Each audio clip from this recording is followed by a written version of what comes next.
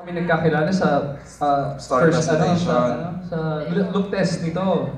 Unang so wala kami talagang pinanggalingan. Siyempre, at sobrang down to earth ni RZ, sobrang sarap kausapin, sarap kasama. So parang naging madali lang. At kung paano siya ngayon, ganyan siya talaga 24/7. Except for one time sa eksena ko, nakatulog siya. Pero okay lang kasi segue naman siya. Tinulugan ka? Nakatulog siya talaga. Sobrang pagod. Naawang-away, sabi niya, yung eksena nagde-date kami, sabi niya, kunwari lang, tapos sagot ko, kunwari lang. Yung camera Oo, nasa iyo.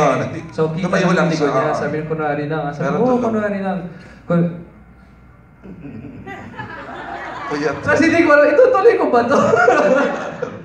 Tapos tumawa ako, tapos ginising namin siya. Sabi na, ha? Saan ako?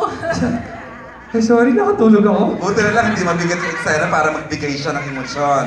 So kaya Kaya relax. awang-awa kasi ano na yun 9 AM ng umaga. Ako segue ako sa ASAP diretso. Ay, grabe. Yun first time yan. Yun, at least may first time ako na-experience sa movie na to. Tinulugan ka ng Tinulugan ako sa eksena.